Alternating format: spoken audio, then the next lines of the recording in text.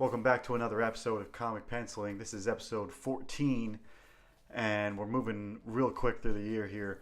I am just done with, I just got done with the contest competition that I was talking to you guys about in the last video. That one's called the 5x5 Fest sponsored by Go City Comics, or done by Go City Comics. And it was a lot of fun, but it was also, in a lot of ways, a failure on my kind of my journey. I think it's hard to tell what's more a failure and what's not, which leads to the topic of this video, which is taking your failures or your supposed failures and making them into a success for yourself. And it brings up a couple things. That one, what is failure? It's just really a way to say that you did not succeed in the majority of factors of whatever you were trying to do. Because I'm sure I didn't fail in everything, but overall it became a failure. And people fail all the time at everything, so it's not even something that most people are worried about. I mean, it is a fear to fail. It's a lot why maybe a lot of people, I mean, myself included, why you don't start something you're not good at, or you just don't have a lot of experience in. So there's always that fear of failure. So it's always a little daunting to start something that you're not super experienced in. And in the art journey and the storytelling journey that I'm on and you're on, it's a hard thing to overcome, each specific step. So I wanted to go through a couple different things as you're watching the video, which is me actually working on my story in the thumbnail stage. This whole video is just the time lapse of me thumbnailing out what I did in the beginning. This is the first video I recorded. I recorded a lot of video, but this is the thumbnailing stage where I really try to work out what was going on, what I could do with the story, and I'll get into that. But you can watch that as you listen to what I'm trying to tell you here. So getting back to failure, it's all about how you perceive it, how, your perspective on it. And I've heard it a few different places recently. One was, I think, Elizabeth Gilbert, who wrote Eat, Pray, Love, the girly book, but it had a lot of good messages. I mean, I didn't read it, but I heard an interview with her. Anyway, she has this same opinion that a few other people I've heard from, which is that it's possible for you to have a failure and it just stay a failure and it stay a problem for you. But on the other hand, contrary to that is for you to take your failure and make it into something you learn from. And the only way to do that is to reflect on it. So this video is really about how to reflect on your failure to make it a success, to learn from it, to level up. And I've got a lot of different things that I wrote down about, how you go about doing that, and first off, this video is kind of one example. First, you need to look at what is reflection. Like, if you're going to reflect back on something, it really just means thinking about it, just reviewing it in your head. Go back and look at it and see why, and just try to think why it didn't succeed. What parts did you fail at? That way for a fact later on, these are some things you can do. You just looking at it and recognizing that these specific things are places you failed at is the whole point. And that's where you're going to learn from your your failures by reflecting on them. Um, like I said, because if you don't do this step, it's possible just to have it stay as a failure, you know, and you won't ever grow from it. You won't ever level up, and you'll still grow because there's sort of the mileage of art and the mileage of learning new things. Just you doing it more and more, you're going to get better naturally. But the way you get better quickly is to be specific with what you're studying. Be specific, and the only way to know what to study is to look back at your previous work and reflect and see what specific areas you need to work on. So the best way to do that is to run through it thoroughly, and I'm literally going to do that with you on video about what I did here, kind of what you're watching. I'm going to talk about what I think I did wrong, maybe a couple things what I did right, but mainly the whole point is to figure out what I screwed up. Not even just screwed up, just maybe had a wrong approach. So the 5x5 Fest is tough because there are constraints of the 5 days. You have to make what the 5x5 Fest was is making a comic, a 5-page comic in 5 days. And the problem with that is if you don't have a team, even if you do have a team to work on it, the time constraint is the hard part. On top of that, they give you a prop, a setting, and a piece of dialogue, which constrains you into a certain direction. So my 3 things were, the prop was an animal's heart, which I turned into like a mythical beast's heart. And the second thing is the setting, and they gave me a burlesque bar, like a dancer's, a risque bar, which is not really, that's definitely out of my comfort zone because it's just not usually what I'd want to draw. So it's not really my comfort zone. It's just I'd say it's my, it's not something I generally like to draw. Theater and, chairs and people watching something. It's just not my, I like more action and sci-fi stuff and vehicles. And it's just, I pretty much didn't get what I wanted in setting. However, I molded it to what I could do. The problem is, if you read the story, I didn't stay in that setting long, and I think even if I did well enough in the pacing and my other problems, it would have still been a detriment when the judges looked at it and saw that I didn't stay to the setting as much as I could have. So I'm pretty much going to go through this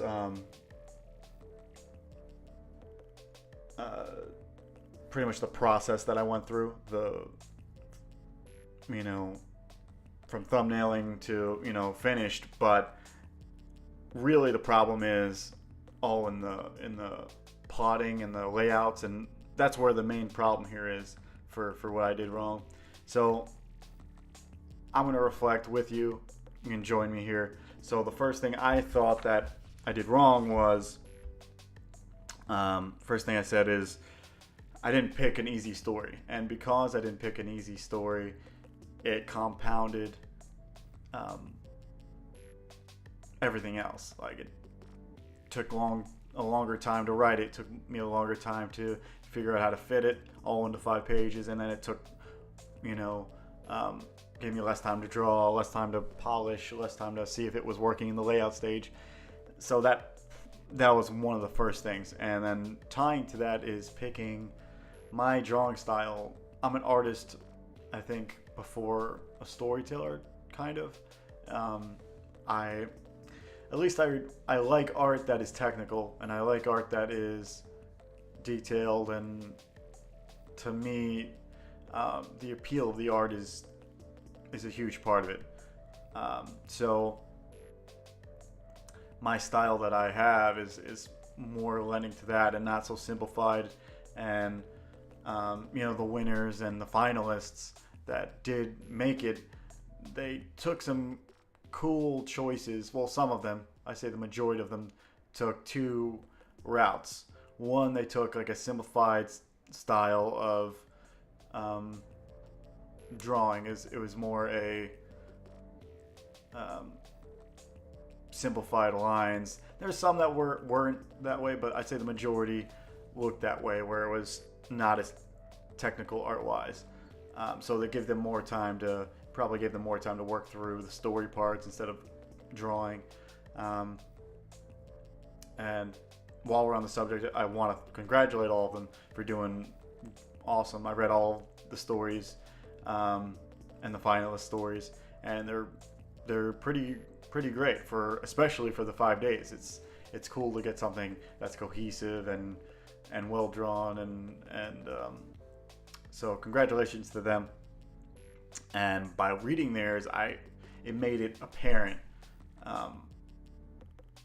what I did wrong more. So I think that's another thing you could do in your art. If, let's just say, you, I don't know, failed at a competition, or you got a bad grade at your assignment, or you got a horrible critique from a professional, one of those, you may want to go look at that professional's work, or go look at what the teacher does in his or her own work, or have something to compare to. That's huge. So it's going to make your problems that you had, or that you have, that you just maybe don't see, more apparent. So 1, I didn't pick an easy story. 2, I didn't pick an easy style, or something more manageable at least. I could have simplified shapes and forgot a little bit more about muscle, anatomy, and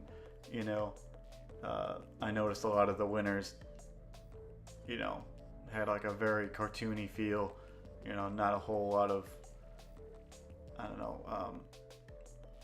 reality in their work, maybe.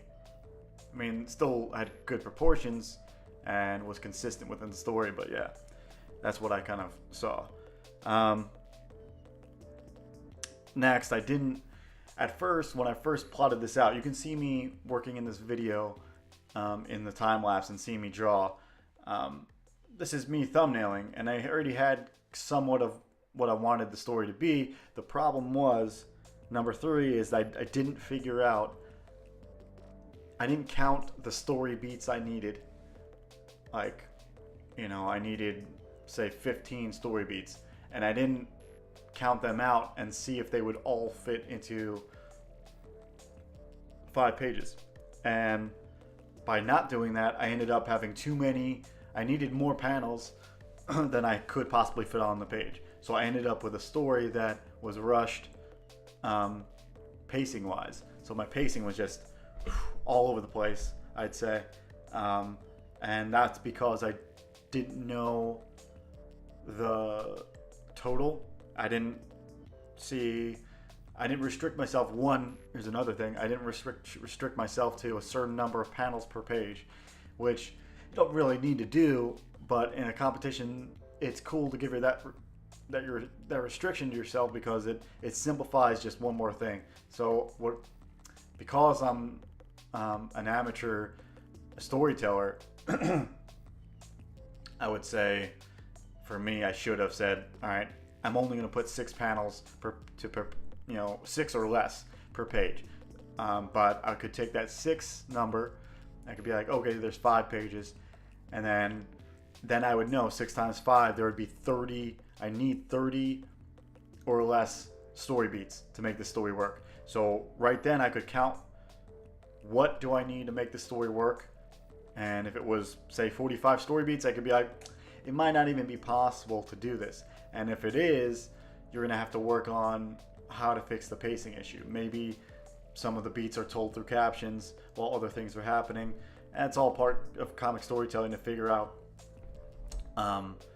You don't necessarily have to show every little detail. You can imply it through dialogue, or imply it through secondary things, secondary actions in the panels and whatnot. Problem also is, with how I approached it, was I also added frames that I didn't need, like extra story elements, like, oh, I thought it would be cool that this chick in the story would be so downtrodden that her hair was always covering her face because this girl that works at this burlesque bar is being told by her, boss slash father figure that she's ugly. So I thought it'd be cool to always have her face covered, and then at the end, her revealing her face because she's finally getting confident.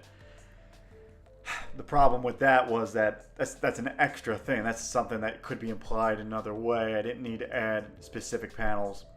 Those panels could be used in other places where I had the girl use a prop, a mirror, that was significant to the story, but I didn't show a close-up of the mirror. So a lot of people had the critique that they didn't know she even had the mirror, or where did she even get the mirror, or I didn't focus on the key point. So that all comes down to me not writing all this out and figuring out if I could fit it all.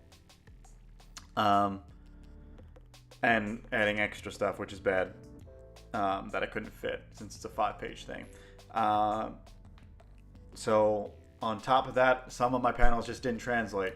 I had a first-person shot of this guy trying to get this animal's heart out of this animal's body, but you really couldn't tell. You could tell if you studied it, but it wasn't apparent. It wasn't clear. And the first job of obviously comic storytelling is to figure out if it's clear. And there's a few of these frames that it didn't work. And because of that, there's guesswork. And every time a reader's like, "What is this?" instead of just flowing with the story, you're pulled out, and all the immersion you try to work for is ruined. And I get that, and that's fine. So that's another big thing that I noticed between mine and the other work I saw. And now all those things were kind of obvious. And then when I started digging deeper, I figured out a few other things on top of the pacing. Like, even if I got all the pacing right, and even if I got the art to work in a simpler style and an easier story, if I had all the same elements like I did here, and I didn't really incorporate the setting as much as I could, because in my story I really didn't do it.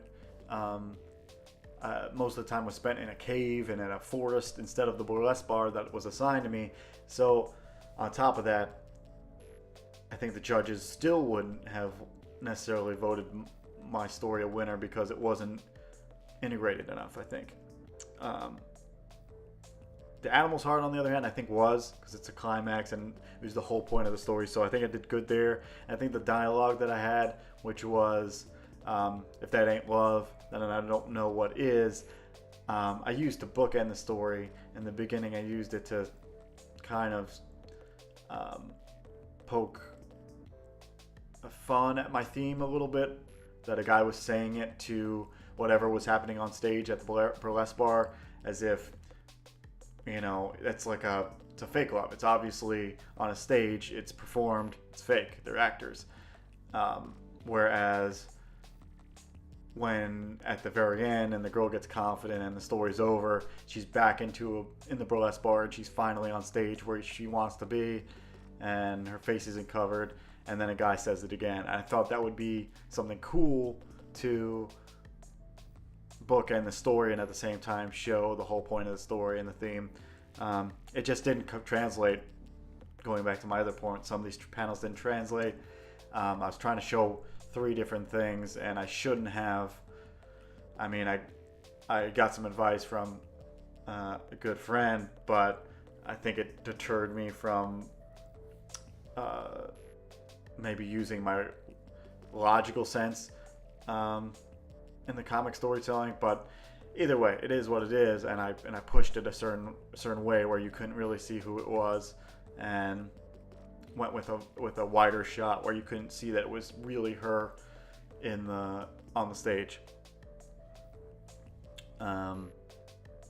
Now this probably all seems I don't know, detached because you haven't read it. So if you do want to read it, I'm going to put the link to the comic where I posted it.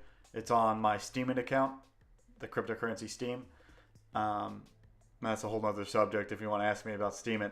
But You can go to Steam it, and I'll give you the link, and you can read it there.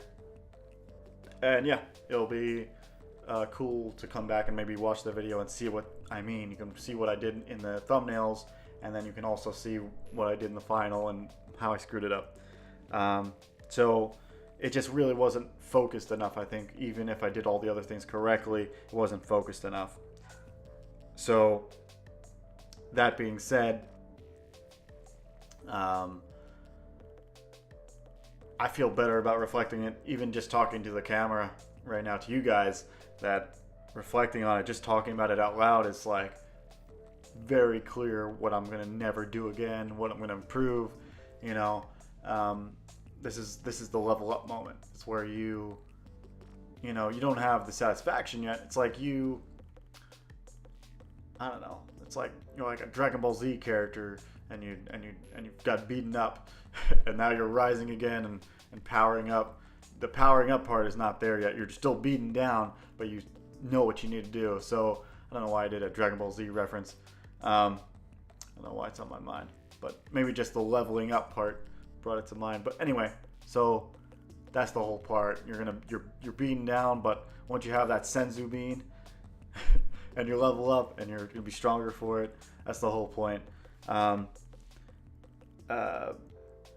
So I think that's all that you need to do on the reflection side. Everything else is you now taking your reflection, maybe writing it all down, which I did for the notes for this video, but you write it down and then you work on it afterwards. So I think if you do those things and then actively try to change and do better, it's going to be way faster of an improvement cycle than you just saying, oh man, I suck, feel bad about it, which I did. I did feel bad about not placing because I thought I had maybe a shot, but looking back on it, I do see the flaws now.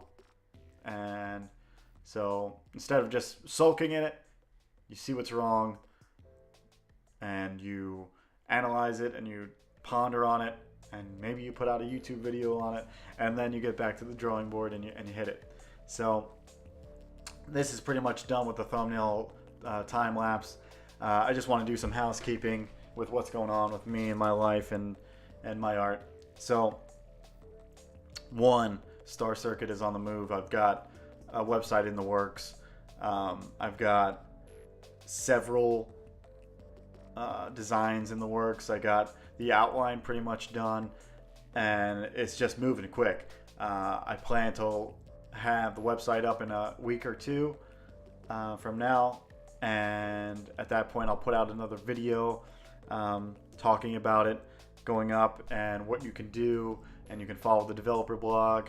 I'm gonna potentially set up a Patreon account for when I'm going to do a convention in May in Orlando, and I'm going to set up a mailing list, and the developer blog and Patreon will all be attached to the same thing. And so if you want to follow it and support, it'd really be awesome. And you can see my process and design. I've got some cool ideas to give out original sketches and maybe some hangout mentorship videos if you guys want to have any of those talks.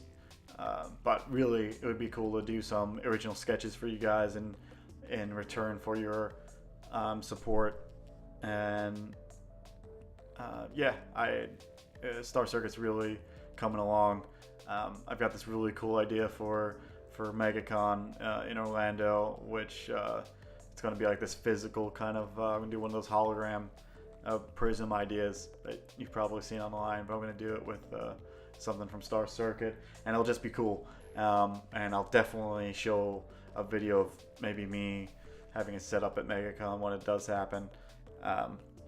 Anyway, doing all this design stuff is a struggle because most of the time I'm doing storytelling and just illustration, and when you get back into design, you have to really look at more of the problem that you have to solve. Like, for instance, say my main character, he's a lazy playboy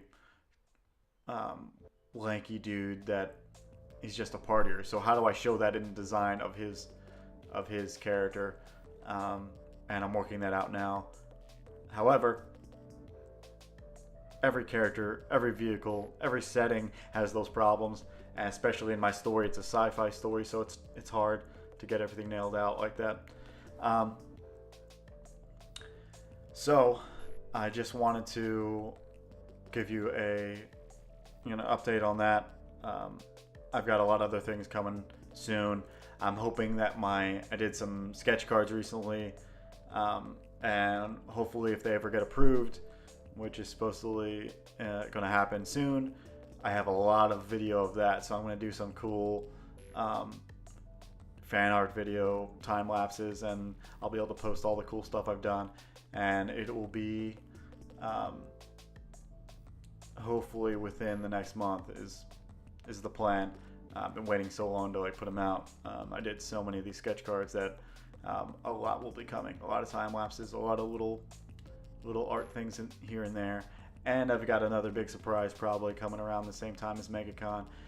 Stay tuned for that. It'll probably coincide with another vlog that is less formal than me planning out, like a comic penciling journey kind of vlog episode series that I've been doing. It'll be more relaxed. Anyway, thanks for joining me for this. Thanks for subscribing, or can't say subscribe, and liking the video. If you don't like my style or my video, feel free to downplay the video with your thumbs down, but trying my best with putting out videos consistently and the rest. But appreciate all you guys that like my videos and subscribe. And yeah, I've got, obviously, like I said, a lot more coming. Stay tuned. And yeah, hopefully I'll have another comic penciling video as well, with the rest of the time-lapse footage that I took of this 5x5, because I took these thumbnails and I obviously did the line art in a clean way. So maybe we'll do another how to refine your pencil work videos. Cool.